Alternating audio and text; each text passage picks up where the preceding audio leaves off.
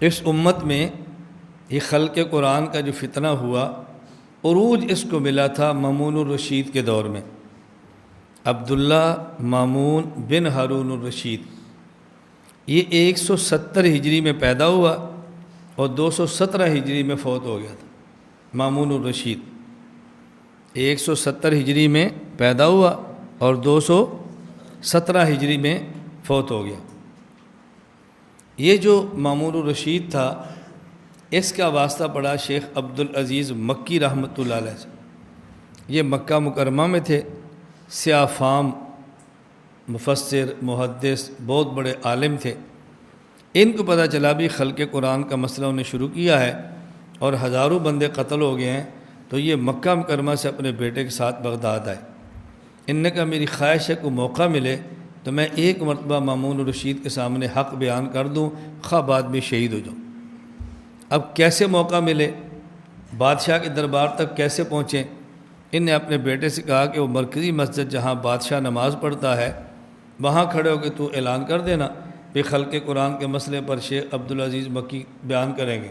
میں بیان کروں گا، بادشاہ ہوگا، انٹیلیجنس آئے گی، گرفتاری ہو جائے گی، اللہ کو سبیل پیدا فرمائیں گے تو بادشاہ تک موقع مل جائے گا، ویسے کیسے ہو؟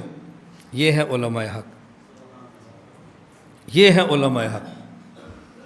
آئے، بیٹے نے اعلان کیا بھئی آج خلق قرآن پر شیخ عبدالعزیز مکی تشریف لائے ہیں، تقریر کریں گے۔ بعد نے کھڑے ہو کے زبردست قسم کی تقریر کی کہ قرآن کریم مخلوق نہیں ہے، خلق قرآن کا عقیدہ باطل ہے۔ پولیس آ گئی، گرفتار کیا، لوگ دوڑ گئے، حضرت جیل میں چلے گئے۔ جیل سپرنٹینڈنٹ جو جیلر تھا ان سے متاثر ہوا، اس نے کہا جی ابھی تک مثل میرے ہاتھ میں ہے، وہ جو کیس کی لکھی ہوتی ہے، میں اس کو پھاڑ دوں گا، آپ کوئی رجوع کر لو، کوئی تعویل کر لو، کوئی مقصد بتا دو میرا یہ تھا۔ بادشاہ پوچھے گا تو میں کہوں گا کوئی میں تعویل میں بھی بہانہ کر لوں گا۔ انہوں نے فرمایا میں تو بہانہ تلاش کر رہا ہوں کسی طریقے سے میں بادشاہ تک پہنچوں، میں اپنا بیان نہیں بدل سکتا، میں اس بیان پہ کھڑا ہوں، میری رپورٹ کرو۔ خیر سپرنٹینڈنٹ کے جیسے تعلقات ہوتے ہیں، بادشاہ سے کہا کہ آپ اس کو جی سزا دینے سے پہلے بہتر ہے کہ اس کی بات سن لیں۔ بادشاہ نے کہا ٹھیک ہے، فلاں طریقے کو ہمارے دربار میں پیش کرو، اور سڑک کے اوپر ایک مکان تھا، اس کو قید اس مکان میں کرو۔ کیوں؟ اس مکان کے سامنے سے راستہ گزر کے بادشاہ کے محل تک جاتا تھا۔ بادشاہ کے محل کے باہر 7 بستیاں بڑی بڑی آباد کی تھی، اس کے بعد بادشاہ کے محل نے آنا تھا۔ اب پہلے فوج جا رہی ہے اسلحے کے ساتھ، تلواروں کے ساتھ، کہا اس کو نظارہ کراؤ، اس کے اوپر روب آئے۔ پھر علماء جا رہے ہیں، چمچے، سرکاری ملا جنہوں نے ان کی بےزتی کرنی تھی۔ اس کے بعد عوام جا رہی ہے تماشائی، تاکہ اس کے اوپر روب پڑے، دربار میں بولنے کی ہمت نہ ہو۔ شیخ عبدالعزیز مکی کو نکالا، ہتھ کڑیاں لگی ہیں، بیڑیاں لگی ہیں، اور شاہی دربار کے اندر جا رہے ہیں۔ وہاں جب وہ تشریف لے گئے تو لوگوں نے بہت باتیں کی، بہت کسا، چونکہ سیاہ فام تھے، رنگ کالا تھا، اس پر لوگوں نے بہت باتیں کی، کالا ہے، سیاہ فام ہے، افریقی ہے، یہ ہے، وہ ہے، بہت جملے کسے۔ کھپ ہوا، بادشاہ آیا، لوگ کھڑے ہو گئے، استقبال کیا، تو کہا بھی لاؤ عبدالعزیز کو۔ آئے، فرمایا تم کیا کہنا چاہتے ہو؟ انہوں نے بڑا گرج کر کہا میں سب سے پہلے یہ بات کہنا چاہتا ہوں کہ آپ کا محل خوبصورت ہو اور اس محل کے اندر کوئی نقص ہو اور لوگ محل پر اعتراض کریں، وہ محل پہ اعتراض نہیں ہوتا، مستری پر اعتراض ہوتا ہے۔ اتنا نالائق تھا، اتنے اچھے محل میں نقص رکھ گیا۔ میں اگر کالا ہوں تو مجھ پہ ہنسنا، یہ اللہ پر اعتراض ہے کہ اس کو بندہ بنانا نہیں آتا تھا۔ تم لوگ مجھ پہ نہیں ہنس رہے، میرے اللہ پہ ہنس رہے ہو کہ اللہ کو بندہ نہیں بنانا آیا، اللہ کو پتہ نہیں میں نے کیسا بنانا تھا۔ ایسے گرج کر کہا نا، لوگوں پر ایسے دھاک چھا گئی، وہیں ٹھٹر گئے۔ اب ظاہر حق بات تھی نا، ٹھٹر گئے، بھئی اب یہ کیا کہے گا۔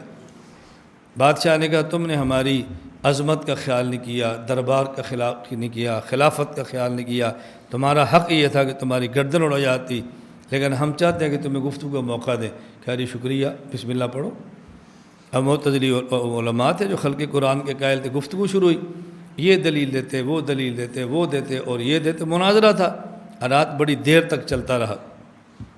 آخر میں یہ خلق قرآن کے جو قائل علماء تھے انہوں نے کہا اب ہم ایسی دلیل دیں گے کہ جس دلیل کو تو رد کر ہی نہیں سکے گا، ہم ایسی دلیل دیں گے جس کو تو رد نہیں کر سکے گا، اور یہ ہماری آخری دلیل ہوگی۔ فرمایا کرو۔ انہوں نے کہا یہ بتاؤ کہ قرآن کوئی ایک شے ہے یا نہیں؟ کہا جی ہے۔ تمام اشیاء کو اللہ نے پیدا کیا ہے کہ نہیں؟ کیا کیا ہے۔ قرآن شے ہے، تمام اشیاء مخلوق ہیں، تو قرآن بھی مخلوق ہے۔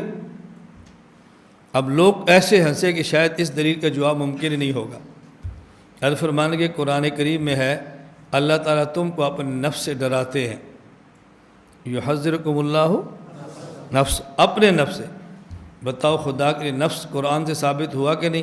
کہا جی ہاں ہے۔ انہوں نے کہا قرآن کہتا ہے کل نفس ذائقۃ الموت، ہر نفس پر موت آئے گی، بتاؤ خدا پر موت آئے گی یا نہیں؟ انہوں نے کہا نہیں۔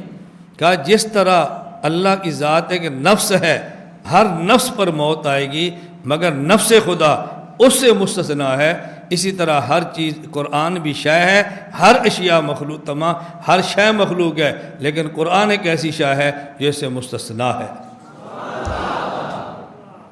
مامون الرشید متاثر ہوا، اس نے کہا بھی ان کو اعزاز کے ساتھ رخصت کرو، عزت کے ساتھ رخصت کرو، شاہی مہمان خانے میں ٹھہراؤ۔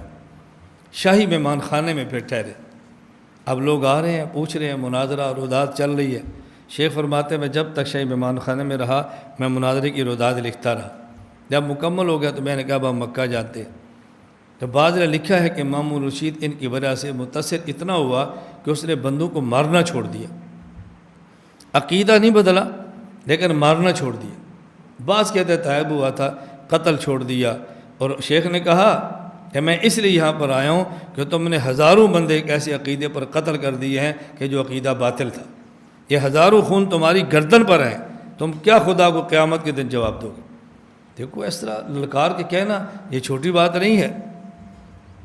یہ جو کہتا ہے نا افضل الجہاد کلمۃ حق عند سلطان جائر، یہ وہ کلمہ حق ہے کہ جس کے بعد موت کا آنا ایسے یقینی ہو جیسے میدان جہاد میں لڑنے والے مجاہد کو اپنے قتل پہ یقین ہوتا ہے، تب یہ کلمہ حق جہاد بنتا ہے۔ ویسے جلوسوں کی تقریر کو جہاد نہ کہنا۔ ہر جلوس کی تقریر یہ جہاد ہے، ہر جلوس کی تقریر جہاد ہے نا۔ ایسی تقریر کہ جس کے بعد پروٹوکول ملنا ہو، ایسی تقریر جس کے بعد واہ ملنی ہو، ایسی تقریر جس پر آپ کو یقین بھی ہو کہ تمہیں گرفتاری بھی نہیں ہونی، قتل ہونا تو بعد کا مسئلہ ہے، اس کو آپ جہاد کہیں تو جہاد کہیں، ہمارے لیے کہنا مشکل ہے۔ بس رائے ہے، آپ کی بھی رائے ہے، ہماری بھی رائے ہے، ہم آپ کی رائے پر پریشان نہیں ہیں، آپ ہماری رائے پر کیوں پریشان ہوتے ہیں؟ ہم اس کو جہاد ماننے کے لیے تیار نہیں ہیں، افضل الجہاد کیسے مانیں گے؟ بعض علماء مجھے کہتے ہیں مولانا آپ اس دور میں بہت بڑا جہاد کر رہے ہیں۔ میں نے کہا میں اپنے کام کو جہاد ماننے کے لیے تیار نہیں ہوں، اس کو بہت بھی مانوں اور بڑا بھی مانوں۔ آپ بڑے ہیں، آپ کہہ سکتے ہیں، ہم اس کو نہیں کہہ سکتے۔ یہ منافقین کی نشانیوں میں ایک نشانی ہے، یحبون ان یحمدوا بما لم یفعلوا، جو کام کرتے نہیں ہیں چاہتے ہیں کہ لوگ ہمیں اسی سے پکاریں۔ یہ منافق کا کام ہے، جہاد کرے بھی نہ اور خود کو مجاہد کہلوائے۔ میں نے کہا ہم جہاد کرتے بھی نہیں ہیں، خود کو مجاہد کہلواتے بھی نہیں ہیں۔ اللہ کے لیے ہمیں مت کہو، مت ان کے زخموں پہ نمک چھڑکو، خدا را ایسی باتیں مت کرو، مسئلہ ہمیشہ ٹھیک بیان کرو۔ بہرحال بعض کہتے ہیں کہ خیر ایک وقت آیا کہ جب مامون الرشید کی وفات کا وقت آیا تو اس نے کہا بھی مجھے تخت سے اتارو اور زمین پہ لٹا دو، میرے اوپر چادر رکھ دو، مجھے لگتا ہے میرے مرنے کا وقت آ گیا۔ پھر اس نے اللہ سے دعا مانگی، یا من لا یزال ملکہ ارحم من زال ملکہ، اے وہ اللہ جس کی حکومت ہمیشہ رہے گی اس پہ رحم فرما دے جس کی حکومت ختم ہو گئی۔ یا من لا یزال ملکہ ارحم من زال ملکہ، اے وہ اللہ جس کی حکومت ہمیشہ رہے گی اس پہ رحم فرما دے کہ جس کی حکومت ختم ہونے والی۔